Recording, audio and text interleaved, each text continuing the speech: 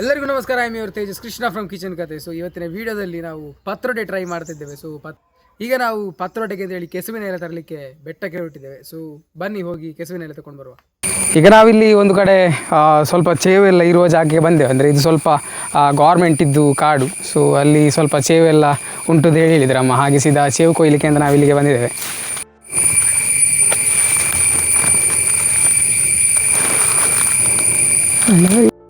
ಒಳ್ಳೆ ಒಳ್ಳೆ ಎಲೆಯನ್ನು ಹುಡುಕಿ ದಂಡು ಬಿಟ್ಟು ಬರೀ ಎಲೆ ಮಾತ್ರ ಸಿಗುವ ಹಾಗೆ ಕೊಯ್ದುಕೊಂಡ್ರೆ ಆಯಿತು.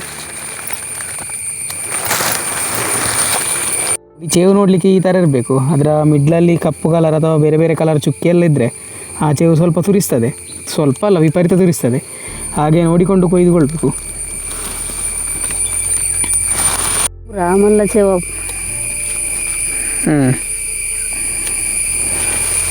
ಪತ್ರೊಡೆಗೆಲ್ಲ ದೊಡ್ಡ ದೊಡ್ಡ ಚೇವು ಇದು ಎಲ್ಲ ಆಗ್ಬೋದು ಅಂತೇಳಿ ಕೊಯ್ತಾ ಇದ್ದೇವೆ ಇಲ್ಲಿ. ಹಾಗೆ ಮತ್ತು ಸಾಂಬಾರಿಗೆ ಚೇಟ್ಲ ಕಟ್ಟಲಿಕ್ಕೆ ಸಣ್ಣ ಸಣ್ಣ ಚೇವಿದ್ದೆಲ್ಲ ತಗೊಳ್ಳೋದು. ಒಟ್ಟಿಗೆ ತಗೊಂಡು ಅದರಲ್ಲಿ ತೆಗೆದುಕೊಂಡು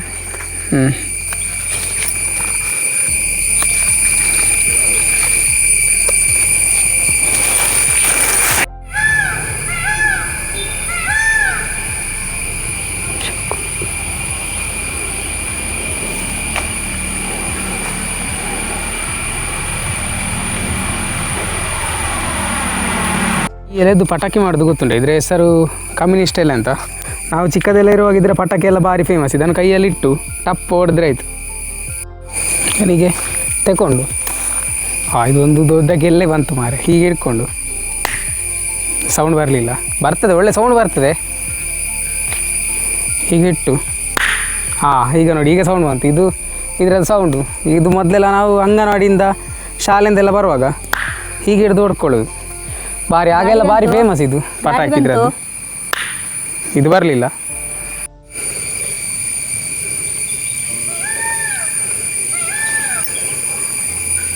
ನೋಡಿ, ಇದು ಕಾಟುಚೇವು ಅಂತ. ಇದು ತುರಿಸ್ತದೆ. ಸೊ ನೀವು ನೋಡಿಕೊಳ್ಬೇಕಾಗ್ತದೆ ಎಲೆಲ್ಲ ತಗೊಳ್ಳುವಾಗ.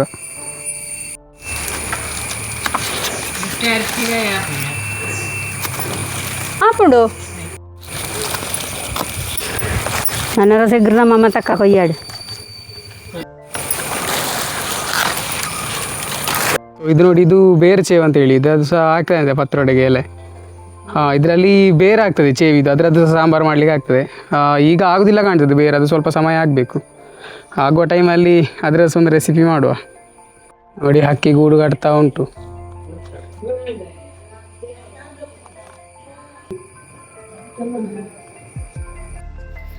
ಮೊದಲಿಗೆ ನಾವಿಲ್ಲಿ ಕೆಸುವಿನ ಎಲೆಯನ್ನು ಒರೆಸಿಕೊಳ್ತಾ ಇದ್ದೇವೆ.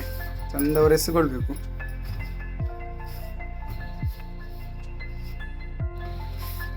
ಆವಾಗಲೇ ತೊಳೆದಿಟ್ಟುಕೊಂಡಿದ್ದೇವೆ. ತೊಳೆದು ಚಂದ ಒರೆಸಿಕೊಂಡ್ರೆ ಆಯ್ತು ಎಲೆಯನ್ನು.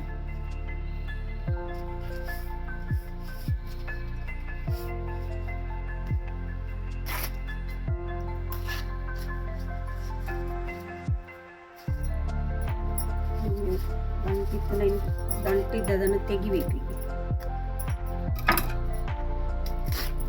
ದಂಟಿದ್ದನ್ನು ತೆಗೆದುಕೊಂಡು ಎಲೆನೆಲ್ಲ ಪೀಸ್ ಪೀಸ್ ಮಾಡಿ ಇಟ್ಕೊಳ್ತಾ ಇದ್ದಾರೆ.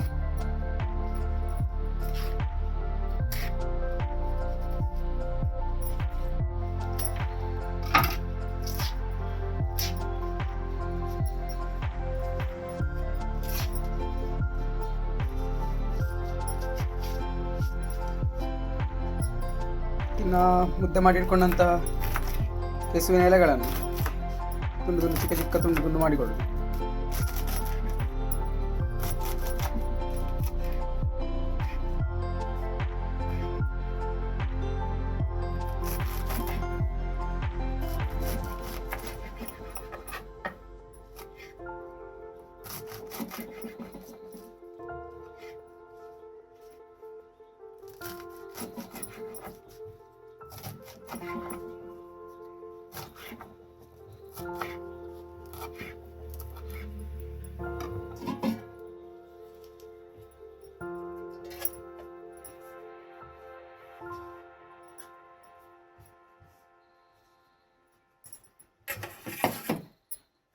ಎಲ್ಲ ಎಲೆಗಳನ್ನು ಸಹ ಹೀಗೆ ಮಾಡಿಟ್ಟುಕೊಂಡ್ರೆ ಆಯಿತು.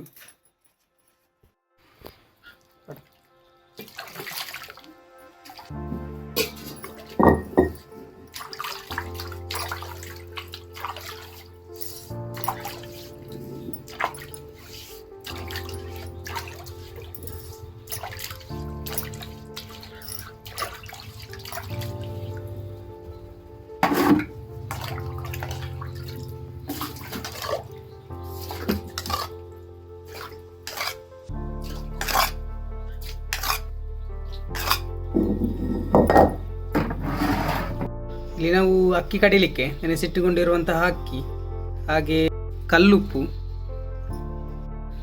ಮತ್ತು ಒಂದು 6-7 ಬ್ಯಾಡಿಗೆ ಮೆಣಸು, ಒಂದು 2 ಟೇಬಲ್ ಸ್ಪೂನು ಕೊತ್ತಂಬರಿ, 1 ಟೇಬಲ್ ಸ್ಪೂನ್ ಜೀರಿಗೆ, ಸ್ವಲ್ಪ ಮೆಂತ್ಯ, ಹಾಗೆ ಒಂದು ಚಿಕ್ಕ ಉಂಡೆ ಹುಳಿ ತಗೊಳ್ತಿದ್ದೇವೆ.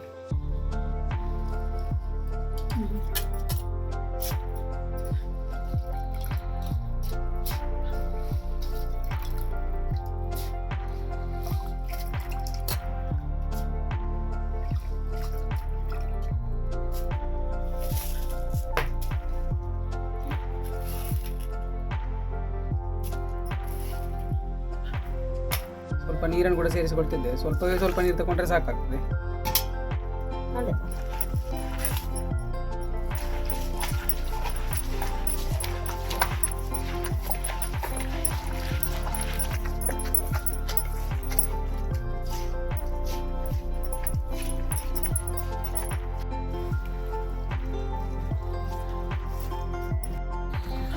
ನೋಡಿ, ಈಗ ಈ ಹದಕ್ಕೆ ಬಂದಿದೆ. ಇನ್ನು ಇದನ್ನು ತೆಗೆದು ಬೇರೆ ಒಂದು ಪ್ಲೇಟಲ್ಲಿ ತಗೊಂಡ್ರೆ ಆಯಿತು.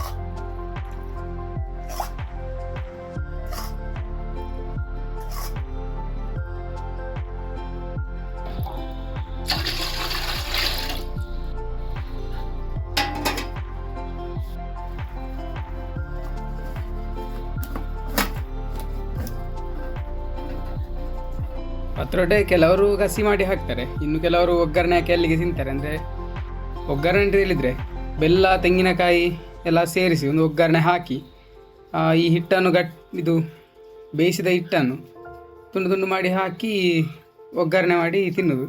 ಮತ್ತು ನಾವಿಲ್ಲಿ ಮಸಾಲೆ ಕಡಿದು ಇದಕ್ಕೆ ಸಾಂಬಾರಿನಾಗೆ ಮಾಡಿ ಅದಕ್ಕೆ ಇದರದ್ದು ಪತ್ರೊಡೆಯನ್ನು ಸೇರಿಸ್ತಾ ಇದ್ದೇವೆ.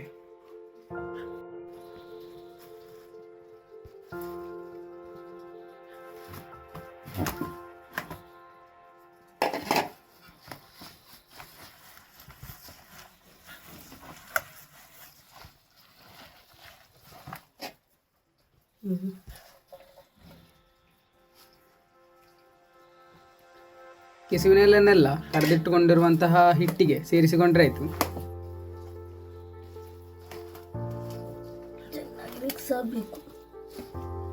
ಚಂದ ಮಿಕ್ಸ್ ಆಗಬೇಕು ಸಹ.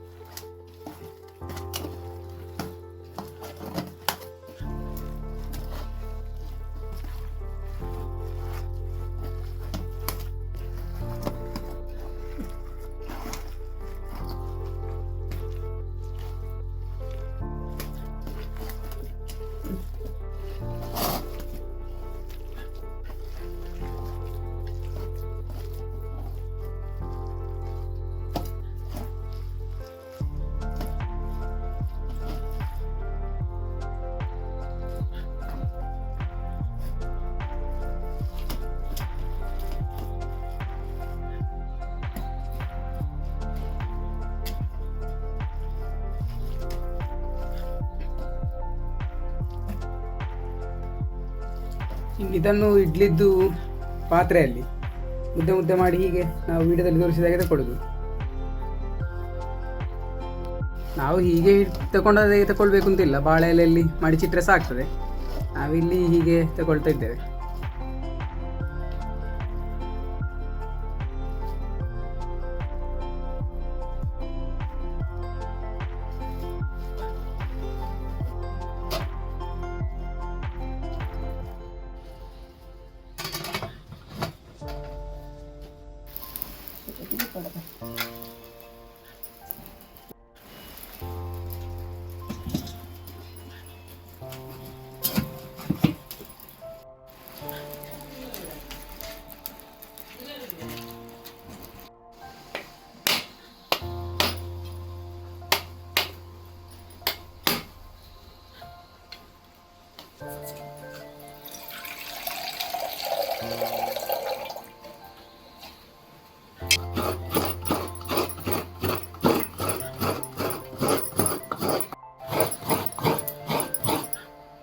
ನಾವಿಲ್ಲಿ ಮಸಾಲೆ ರುಬ್ಬಿಕೊಳ್ಳಿಕ್ಕೆ ಸ್ವಲ್ಪ ಮೆಣಸು ಮತ್ತು ತೆಂಗಿನಕಾಯಿ, ಈರುಳ್ಳಿ, ಬೆಳ್ಳುಳ್ಳಿ, ಹುಳಿ, ಮೆಂತೆ, ಹಾಗೆ ಮತ್ತು ಸ್ವಲ್ಪ ಜೀರಿಗೆ ಮತ್ತು ಕೊತ್ತಂಬರಿ ಮತ್ತು ಸ್ವಲ್ಪ ಅರಿಶಿನ ಹುಡಿ ತಗೊಂಡಿದ್ದೇವೆ.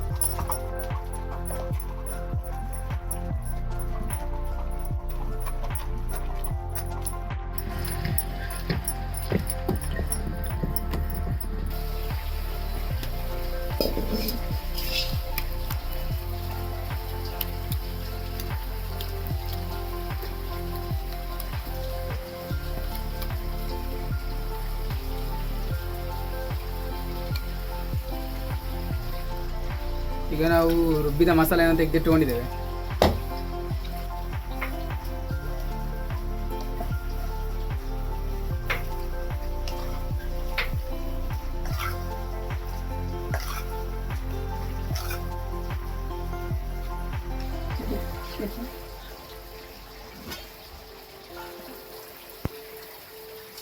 ನೋಡಿ, ನಾವು ಬೇಯಲಿಕ್ಕಿಟ್ಟದು ಈ ನಮೂನೆ ಆಗಿದೆ.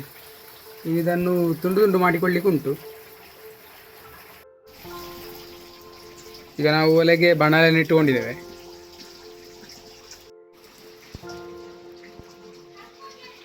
ಬಾಣಲೆಯಲ್ಲಿ ಸ್ವಲ್ಪ ಎಣ್ಣೆ ತಗೊಳ್ತಿದ್ದೇವೆ. ಈರುಳ್ಳಿಯನ್ನು ಸೇರಿಸಿಕೊಳ್ತಿದ್ದೇವೆ ಎಣ್ಣೆಗೆ.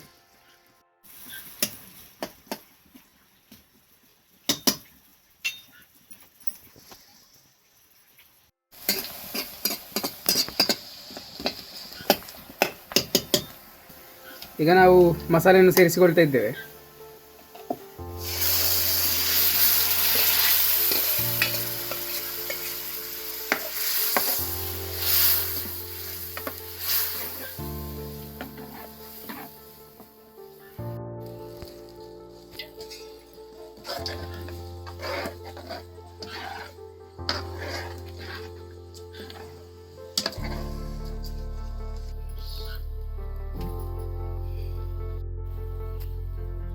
ರುಚಿಗೆ ತಕ್ಕಷ್ಟು ಉಪ್ಪನ್ನು ಸೇರಿಸಿಕೊಳ್ತಾ ಇದ್ದೇವೆ.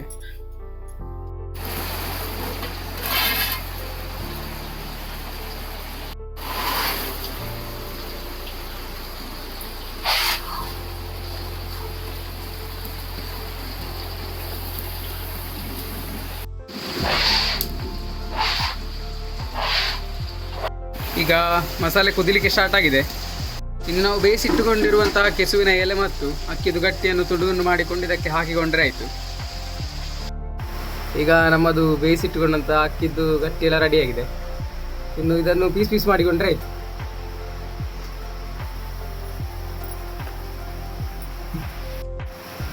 ಇದರಲ್ಲಿ ಒಂದು ಪೀಸನ್ನು ತೆಗೆದಿಟ್ಟುಕೊಳ್ತಾ ಇದ್ದೇವೆ, ಅಂದರೆ ಇದರದ್ದು ಒಗ್ಗರಣೆದೊಂದು ಪತ್ರೊಡೆ ಮಾಡುವ ಅಂತೇಳಿ. ಹಾಗೆ ಮೂರನ್ನು ಮಾತ್ರ ನಾವು ಮಾಡಿರುವಂಥ ಮಸಾಲೆಗೆ ಸೇರಿಸಿಕೊಳ್ತಾ ಇದ್ದೇವೆ.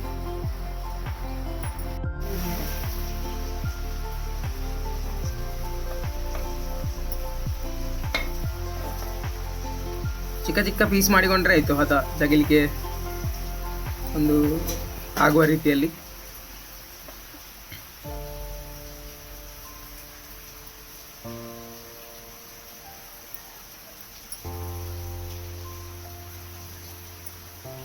ಕೆಲವರಿಗೆ ಹುಡಿ ಮಾಡಿ ಹಾಕ್ತಾರೆ. ಕೈಯಲ್ಲಿ ಹೀಗೆ ಅಂದರೆ ಕತ್ತಿಯಲ್ಲಿ ತುಂಡು ಮಾಡುವ ಕ್ರಮ ಇಲ್ಲ, ಕೈಯಲ್ಲಿ ತುಂಡು ತುಂಡು ಮಾಡಿ ಹಾಕ್ತಾರೆ. ಕತ್ತಿಯಲ್ಲಿ ತುಂಡು ಮಾಡಿದರೆ ಶೇಪು ಚಂದ ಬರ್ತದೆ ಅಂತ ಅಷ್ಟೇ.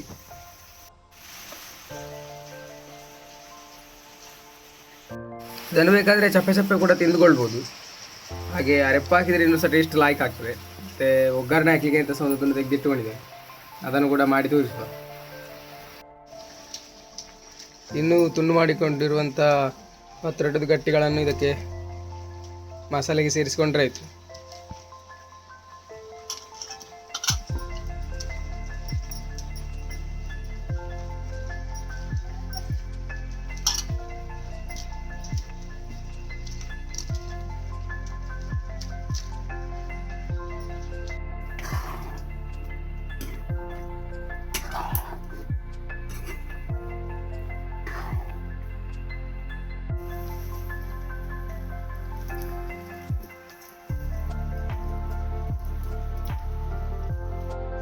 ಈಗ ನಮ್ಮ ಪತ್ರೊಡೆ ರೆಡಿ ಆಗಿದೆ, ಇನ್ನು ತಿಂದುಕೊಂಡ್ರೆ ಆಯಿತು. ಹೇಗುಂಟು ಹೇಳಿ ನೋಡುವ. ಇಲ್ಲಿ ಪತ್ರೊಡೆ ಒಗ್ಗರಣೆ ಹಾಕಿ ಉಳ್ಳಿಕ್ಕೆ ಪತ್ರೊಡೆದು ಇದು ಅಕ್ಕಿದು ಗಟ್ಟಿಯನ್ನು ತುಂಡು ತುಂಡು ಮಾಡಿಕೊಂಡು ಹಾಕಿ ಉಳ್ತಿದ್ದೇವೆ ಒಂದು ಬೌಲಲ್ಲಿ.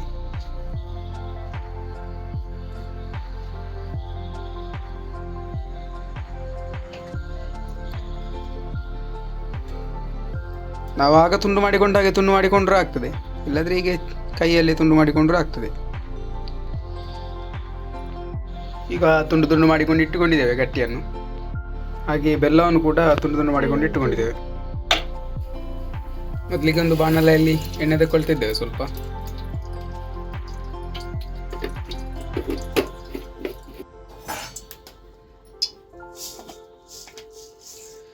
ಸ್ವಲ್ಪ ಸಾಸಿವೆ ಸೇರಿಸಿಕೊಳ್ತಾ ಇದ್ದೇವೆ. ಸಾಸಿವೆ ಫುಲ್ ಹೊಡೆದ ನಂತರ ಸ್ವಲ್ಪ ಉದ್ದಿನ ಬೇಳೆ ಸೇರಿಸಿಕೊಂಡ್ರೆ ಆಯಿತು.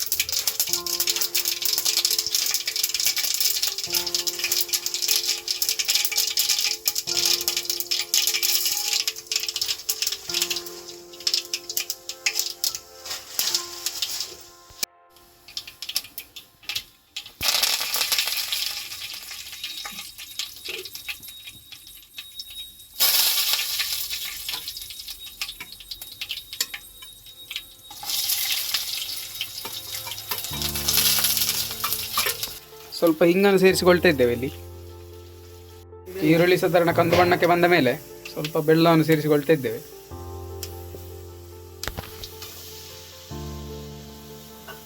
ಬೇಕಾದಷ್ಟು ಮಾತ್ರ ರುಚಿಗೆ ತಕ್ಕಷ್ಟು ಬೆಲ್ಲವನ್ನು ಸೇರಿಸಿಕೊಂಡ್ರೆ ಆಯಿತು.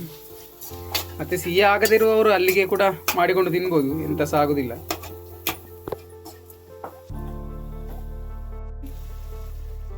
ಇನ್ನು ಈಗ ತುಂಡು ಮಾಡಿಟ್ಟುಕೊಂಡಿರುವಂಥ ಅಕ್ಕಿದ್ದು ಗಟ್ಟಿಯನ್ನು ಸೇರಿಸಿಕೊಳ್ತಿದ್ದೇವೆ.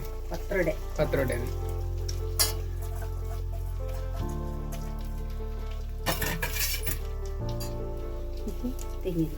ಕೊನೆಗೆ ಸ್ವಲ್ಪ ತೆಂಗಿನಕಾಯಿಯನ್ನು ಸೇರಿಸಿಕೊಳ್ತಿದ್ದೇವೆ, ತೆಂಗಿನಕಾಯಿ ತುರಿಯನ್ನು.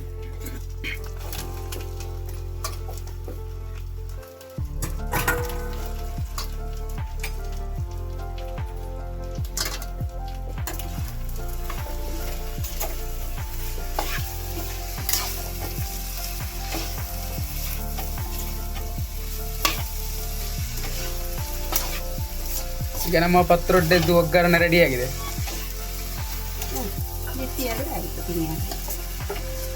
ಸಾಧಾರಣ ತೆಂಗಿನಕಾಯಿ ಬಿಸಿಯಾಗುವ ತನಕ ತಿರುಗಿಸಿಕೊಂಡು ಬೆಂಕಿಯಿಂದ ಇಳಿಸಿದ್ರೆ ಆಯ್ತು.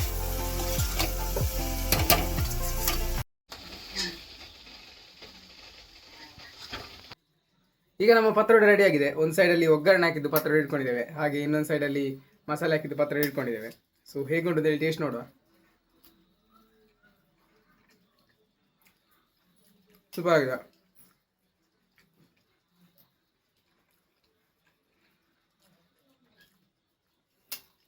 ಮಸಾಲೆ ಹಾಕಿದ ಪತ್ರೊಡೆ ನೋಡಿದೆವು, ಆ್ಯಂಡ್ ಇದು ಒಗ್ಗರಣೆ ಹಾಕಿದೆ ಹೇಗಿದೆ ನೋಡುವ.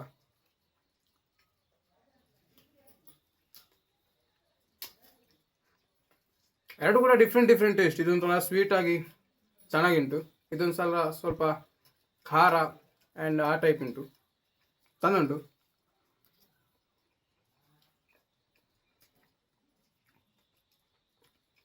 ಎರಡರಲ್ಲಿ ಯಾವುದು ಚಂದ ಅಂತ ಹೇಳಿ ಜಡ್ಜ್ ಮಾಡುವ ಅಂತ ಹೇಳಿದ್ರೆ ಎರಡು ಕೂಡ ಭಾರಿ ಟೇಸ್ಟ್ ಉಂಟು. ಯಾವುದನ್ನು ಜಡ್ಜ್ ಮಾಡೋದು ಅಂತೇಳಿ ಗೊತ್ತಾಗ್ತಿಲ್ಲ.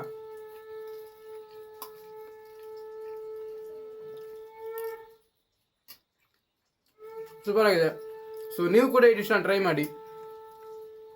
ಇನ್ನೊಂದು ಒಳ್ಳೆ ರೆಸಿಪಿ ಜೊತೆ ನೆಕ್ಸ್ಟ್ ಟೈಮ್ ಸಿಗುವ ಅಂತ ಹೇಳ್ತಾ ಸೈನಿಂಗ್ ಆಫ್ ತೇಜಸ್ ಕೃಷ್ಣ.